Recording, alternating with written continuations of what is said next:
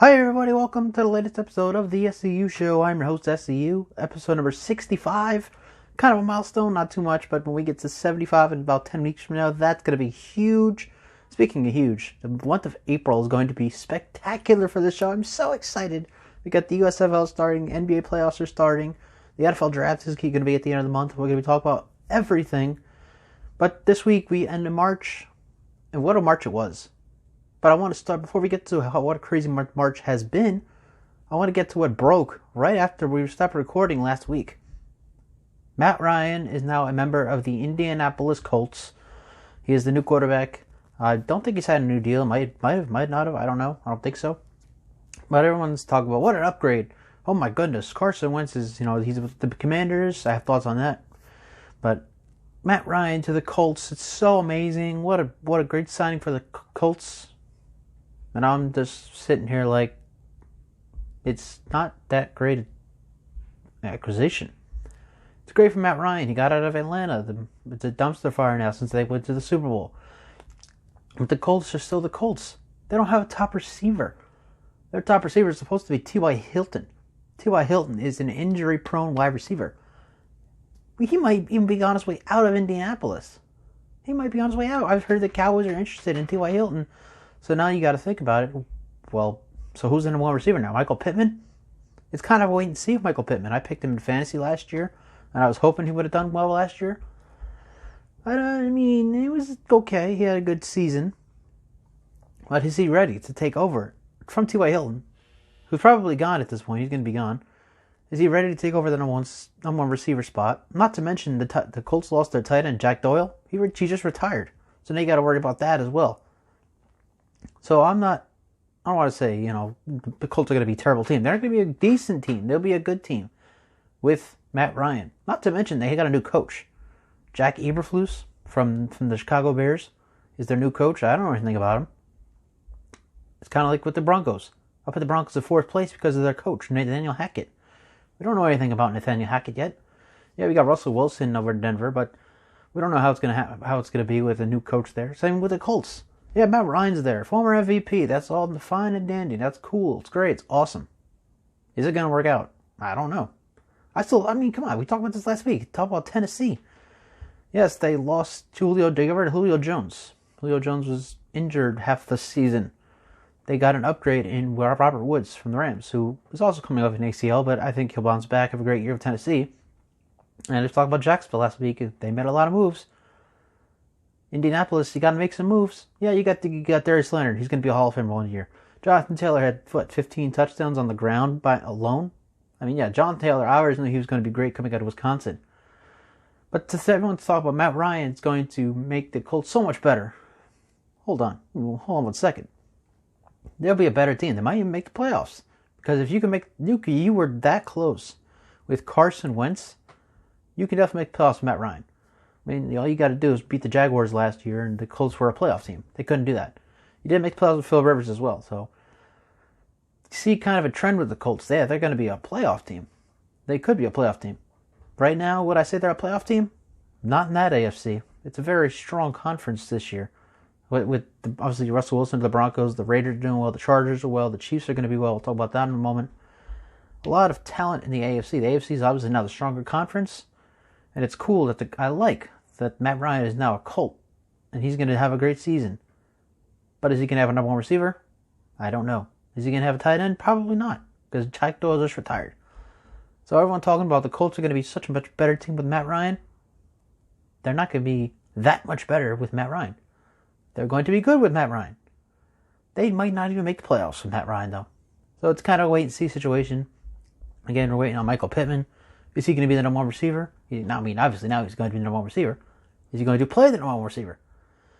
Everything with the Indianapolis Colts at this point is a wait-and-see situation. All right, so this was later in the week from our show last week. Tyreek Hill. Tyreek Hill is a Miami Dolphin. And this came out of nowhere. I mean, nobody had heard anything right before he was traded. I was like, oh, they're going to let him seek a trade. What? Where is this coming from? Why? And there was a time that it was either the Jets or the Dolphins, and I swear to God, if he had gone to the Jets, I was ready to come on this show and absolutely rip him a new one. So I'm so happy that Tyreek Hill is a Miami Dolphin. I think that I said about last week that Miami's the city of champions. They'll have championships coming next 5-10 years or so. The Canes, the Heat, the Dolphins. And Tyreek Hill obviously makes Miami a better team because now they have a true number one receiver in Tyreek Hill. You got Cedric Wilson's number 3. You got Jalen Waddle from Alabama. It's a trio right there of wide receivers for the Dolphins. Not to mention, they signed Raheem Mostert. He's going to have a good season there in Miami as long as the O-line holds up and creates some holes for him to make some plays on the ground. I like Raheem Mostert. Very nice signing by the Dolphins. Love the signing. Love the trade for Tyreek Hill. They signed him to a new deal. But now there's just one person. This whole thing falls on one person. I think we all know who that is. That one person is Tua Tagovailoa.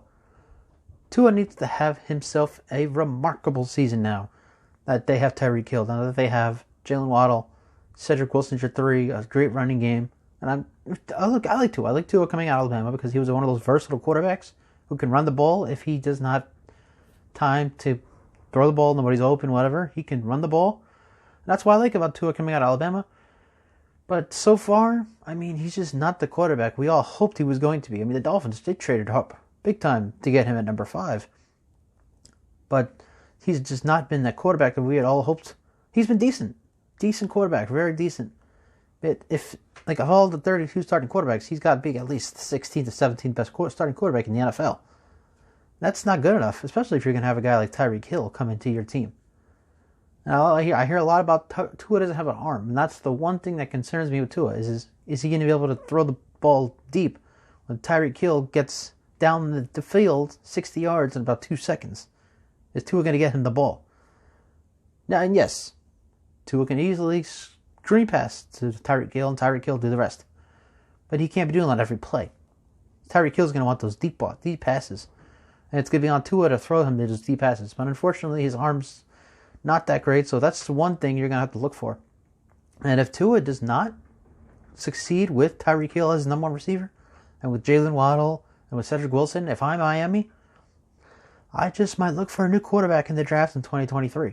This year, don't even worry about it. This is the year you want to see Tua make that big jump with Tyreek Hill, with Cedric Wilson, and with Jalen Waddle. You want to see him make that big jump. You want to see him be the quarterback that we all thought he was going to be when he came out of Alabama. But again, if he's not, you might have an issue there in Miami when it comes to the quarterback because everything else is working out perfectly right now. Everything is working out great there. New coach who just took Jimmy Garoppolo to the NFC Championship game, beat Aaron Rodgers and Lambeau. Great coach, Mike McDaniel. Can't wait to see him. Just got Tyreek Hill. You got Cedric Wilson. Jalen Waddle is going to be a great receiver for Miami. It's all on Tua now. If Tua can't succeed in 2022, might be time to move off of him. Just might be that time. Because with that talent that they have down there in Miami, you just can't settle for good enough. You really just can't. So it's all on Tua. Miami's success is all on Tua's shoulders right now. More like Tua's arms, but you get the point. If Miami's going to be successful in 2022, it's going to be all, basically, on Tua. By the way, thank God Tyreek Hill chose Miami, because can you imagine him going to New York for just, it was a $12 million difference? The Chiefs were offering him 18, he wanted $30 a year. He would have picked the Jets for $12 more million. Just thinking about it makes me shake. Not only that, it's very cold in this room, but anyway.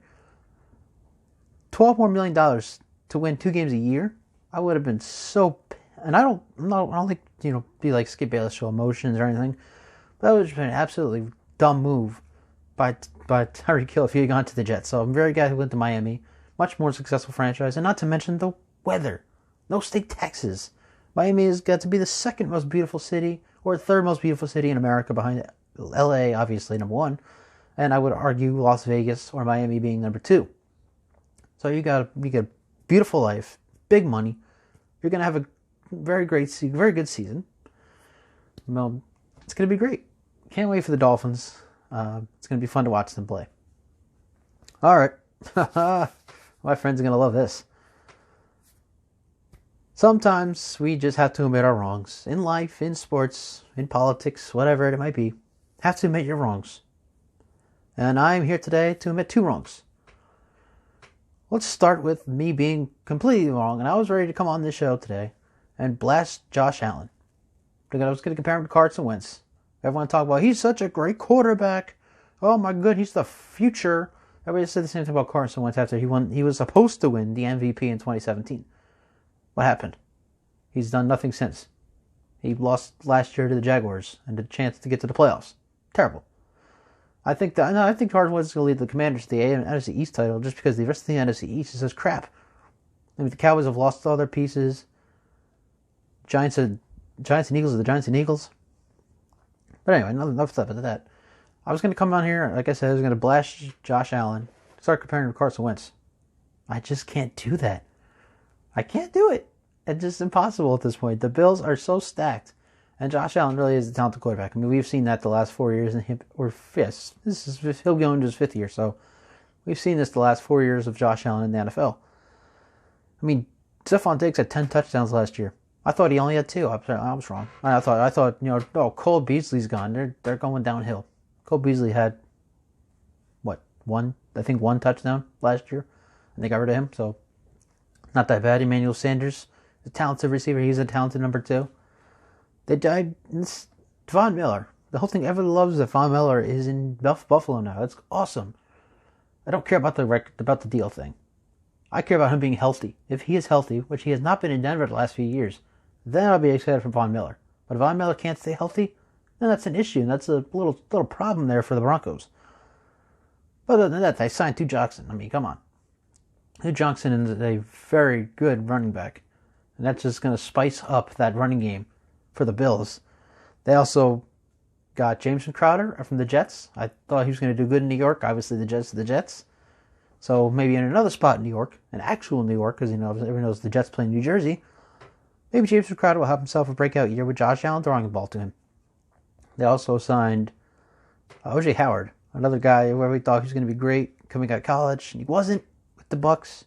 Lost his starting job. Unfortunate. Hopefully, maybe see what happens there. Tre'Davious White's still there for the Bills. One of the better corners or safeties in the NFL, whatever he plays. One of the better defensive players in the NFL. I mean, the Bills are stacked. And we talk and look at the rest of the AFC East. The Patriots just lost so many of their players. And they still don't have a top wide receiver. I mean, they got rid of J.C. Jackson, went to the Chargers. Kyle Van Noy has been released. N'Keal Harry's a bust. The Patriots are deteriorating. Bill Belichick doesn't want to admit it, but that's what's happening. Miami, it's all on Tua. We just talked about it. Are the Dolphins going to be an electric team with Tyreek Hill? It's all on Tua. If Tua fails, the Dolphins won't be electric. And the Jets are the Jets. Zach Wilson's going to have a great career. Hopefully not with the Jets. Hopefully not doesn't play his whole career with the Jets. We might go somewhere else. But the Jets are the Jets right now, and they're in 4th place every year until further notice. So the Bills, I mean, they have that team. They have the team to win the AFC East. They have the team to go to the Super Bowl. We'll get to that a little later. The Bills, they are clear. They have a very good chance to win the AFC East again and getting back to the. They may have a great chance to make a deep playoff run. They've done it the last 2 years. The AFC Championship game 2 years ago, and then last year, the last play of the game, they lose to the Chiefs again. So Bills, I mean, I was ready to come on here. I've been ripping Josh Allen for the last few episodes. I just can't do it anymore. I've been wrong on the Bills. They are a very good team. They're very stacked. Hopefully Von Miller can stay healthy. And this team could easily win the AFC East. Sorry, Buffalo fans. I will not include the one guy that I used to work with who was a Bills fan, because that's another story for another time. But yes, Bills, they're a very talented team, and they could easily win the AFC East once again in 2022. And then the other wrong. I said my first topic back. Bengals are not a Super Bowl team. They're not. I mean, the Bengals aren't going back to the Super Bowl. Oh, guess what? I'm pretty sure I'm wrong again. Bengals could get back to the Super Bowl. They can win the AFC North. They can make another run. I don't think they'll make another run. They can win the AFC North and host a playoff game. They can win a wildcard game. Maybe get back to the AFC Championship game. I mean, I don't know. But the Bengals have stocked up their line, which I talked about the first show. Joe Burrow sacked 70 times over the year. Most in the NFL by far. They need an O-line, right? Well, they have stocked up the O-line. Alex Cappa from the Bucks. He's now at the Bengals. Lyle Collins from the Cowboys. Great old lineman. I mean, Joe Burrow's getting gifts after gifts. It might well be Christmas for that guy right now because he's got a very talented team going around him. And this was a big issue for the Bengals on offense. They just lost their tight end to the Jets. They need to go get another tight end. That's what I was talking about. I think it was last week or the week before. Boom! They go get Hayden Hurst. And I know a lot of people don't like Hayden Hurst. He was probably the number 2 tight end in Atlanta. But now he's the number 1 tight end in Cincinnati. So the Bengals, they bring everybody back. Jesse Bates is coming back. A lot of those guys are coming back. Jamar Chase is going to be a Hall of Famer. Book it. He's going to have another spectacular season in 2022 for the Bengals. Joe Burrow, I think he's going to do well during his NFL career. He just went to the Super Bowl in his 2nd season. So I was talking about the Bengals. They're not going to the Super Bowl. I don't know if they're going to go back to the Super Bowl, but they can make a very good playoff run with the team that they have now. They can make a very nice run, and it'd be very exciting to see what they do and how they compare against. It could be them in Baltimore in the AFC North. I'll talk about how last week how the AFC North is the second best division, but the Browns are dealing with the Deshaun Watson drama. Pittsburgh doesn't have their quarterback. The Bengals and the Ravens, they have everything. It's going to be between those two in the AFC North, and the Bengals could once again win the division and possibly make another playoff run. So again, wrong on the Bills and the Bengals. Sorry to all their fans. Sorry to both teams. I was wrong, and I will admit it. There you go. Good stuff, isn't it? Good stuff. All right. Let's talk about, because we're wrapping up March here, what a month March has been. Oh boy. And normally I don't really care about college basketball. But this was one hell of a month in college basketball, which is, by the way, the only month in college basketball that really matters. Because March Madness, and what a month of madness it has been. Oh my goodness. From what I first remember, it started in Iowa, the 5th seed. They lost to Richmond. Shout out to the Spiders, 12th seed. I was like, wow. And then you had, obviously, St. Peter's. Shout out to Jersey City, baby. St. Peter's knocked off Kentucky in the 2nd round. What an upset that was. And then they just lost in the Elite 8. But what a run by the St. Peter's Peacocks out of Jersey City, New Jersey. About 25 minutes from where I grew up. So shout out to the Peacocks.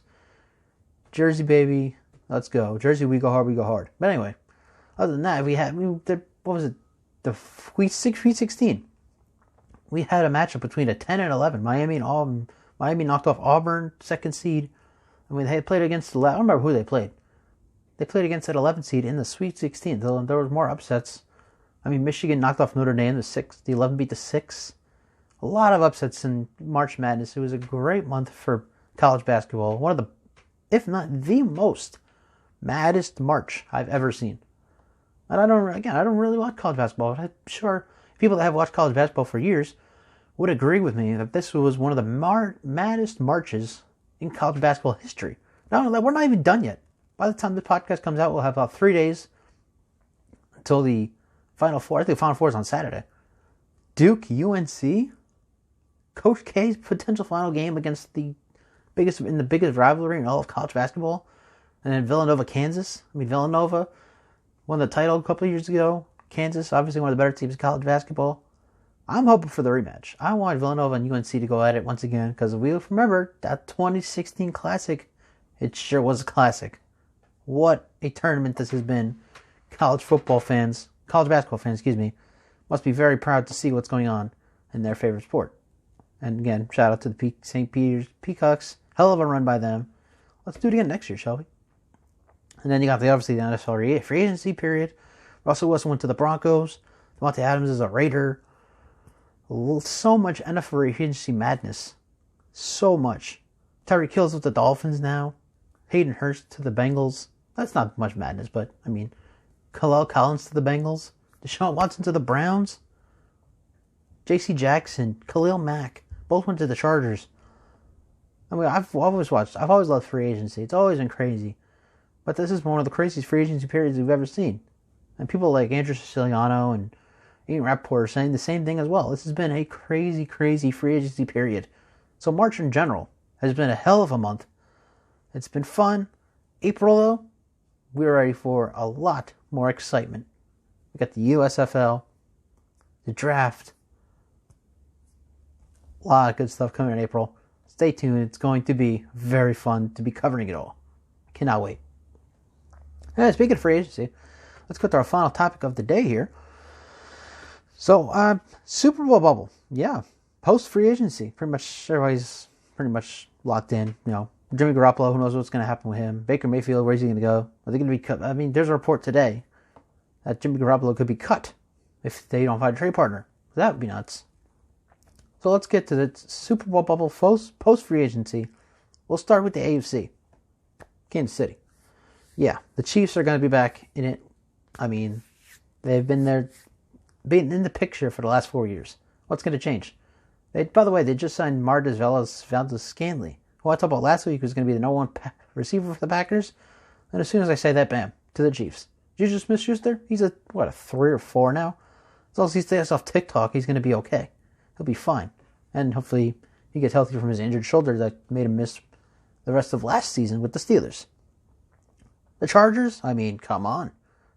So we just talked about their free agency signings. Khalil Mack, J.C. Jackson, now with Derwin James. Austin Eckler's an electric player, one of the most electric players in the league. Justin Herbert's one of the most talented quarterbacks in the league. The Chargers are ready for that Super Bowl run. They want to be the next LA team to win the Super Bowl. Baltimore, yes, I still have the Ravens in that picture. Everybody's coming back healthy. Lamar Jackson could have a great season. Just got to make sure his receivers know how to catch the ball, and the Ravens will be fine. And of course, they're going against the Bengals, who, like I said, I was wrong on. They could be in the Super Bowl picture this year. They just revamped that O-line. They still have Jamar Chase, Joe Burrow. Jesse Bates is coming back. A lot of Eli Apple's going to be healthy. He's a pretty good safety corner or whatever. Bengals, they're back in there. Buffalo, they're back in there as well. Yeah, I mean, the Bills, I just said that. I was wrong in the Bills. They are a Super Bowl contender. They've been in the AFC Championship game. They lost on the last play in the AFC Divisional round. Both to the Chiefs, by the way. So they were that close to beating the Chiefs. Not once, but twice. So I've got to put Bills in the Super Bowl bubble for the AFC. What about the Broncos? Oh, Broncos, Russell Wilson. They're not ready. Again, Nathaniel Hackett. We don't know what kind of coach he's going to be. We don't know if he's going to be a great coach. It's all wait and see for Denver. And the Raiders, I feel like they're going to fork it up somehow. I don't know how. I mean, they didn't do it last year. They won the last game of the regular season to get to the postseason. But I still feel like the Raiders they're just gonna find a way to screw it up. I don't know how, but I'm sure of it. I'm absolutely sure of it. So I will not put them in my Super Bowl bubble. And then we switch over to the NFC. There are 4 teams. You're gonna love the 4th one. You're gonna lose your mind over the 4th one. Tampa. Tom Brady's back. Everybody else is back. There you go. Bucs are going to be back in the Super Bowl picture. The Rams just won the Super Bowl. They're going to be back. They'll be back in that picture. Absolutely back in that picture. They lost Kevin O'Connell to the Vikings, who we'll get to in a moment. But they still got a very talented roster on them. I mean, Matt Stafford just signed a 4-year deal. Hopefully he won't lead league in picks again. Cooper Kupp just won an MVP. He'll be back. OBJ will be back to make that run in the second half of the season. LGBTQ will be back. Aaron Donald, the most electric player in the NFL. He'll be back. So the Rams obviously in the Super Bowl bubble. Talked about it before, talked about it again. Arizona, clearly still in the Super Bowl bubble. A lot of drama going on right now. Might not win the division. But if they can host a playoff game as one of either the 5, 6, or 7 seeds, Arizona is going to be a Super Bowl contender for sure. And here we go. Number 4, the 4th other team that could make the Super Bowl in the NFC. Yes, ladies and gentlemen, the Minnesota Vikings are a Super Bowl contender post-free agency. We talked about it last week about how they're going to win the division. Kirk Cousins, he can make it happen for sure. Adam Thielen, he's a great receiver. Had 10 touchdowns last year. Justin Jefferson's an electric receiver. Dalvin Cook's an electric running back. And I just saw, after last week's show, the Packers signed Zadarius Smith from the Vikings signed Zadarius Smith from the Packers. So they just amped up that defense. I saw something on Facebook. My former Jersey Bearcat player, current Carbon County Savage, I might be wrong on that, but Michael Casado, you know who you are if you watch this episode. He's a Vikings fan. He shared what a defense the Vikings have. Now, they do have a lot of issues in the secondary. That was not shared. Obviously, there might be some issues in the secondary, but if you could fix that up, Minnesota is a Super Bowl contender in the NFC. It's going to be tough because you got to go against Tom Brady, the Rams, and the Cardinals. But the Vikings, they got to be the fourth best team in the NFC. For the 49ers, I mean, we just talked about it. Jimmy Garoppolo might be traded, might be cut. Trey Lance isn't taking the Niners anywhere. It's just not happening. And we know who the Packers are at this point. Now that they lost Devontae Adams, Darius Smith, Vontae Scantley. I mean, Aaron Rodgers, I'm so happy you got paid, buddy. But your team is not a Super Bowl contender anymore. Sorry. Just the way the cookie crumbles. Whew, what a way to end March, right? Again, crazy March we've had. March Madness has been the best it's ever been. Free agency, probably the best it's ever been. It's been exciting. It's been great. And I've been happy to finally come back after a 10-month hiatus from the show. Come back, break it all down. But just remember in April, USFL, the draft, NBA playoffs. We'll be previewing the play-in tournament. We'll be talking about our finals predictions. We'll be talking it all in the NBA when it comes to the postseason. Pretty much until we get to the finals, and then we'll keep making predictions and all that stuff. Each round, including the play-in. We're gonna preview the play-in. It's hard to that. We'll have a whole show dedicated to USFL coverage. Break down every team, all the coaches, the players, and we'll also look at Week 1. Of course, we got to look at the Birmingham Stallions against the New Jersey Generals, which, by the way, is on 2 networks. How cool is that? Fox and NBC, both televising that game. I cannot wait. I cannot wait for April. It's going to be, not to mention the weather's going to be much warmer coming soon. And with that, we are done. I'm going to wrap it up here. Thanks for listening, and thanks for watching, everybody. This has been episode number 65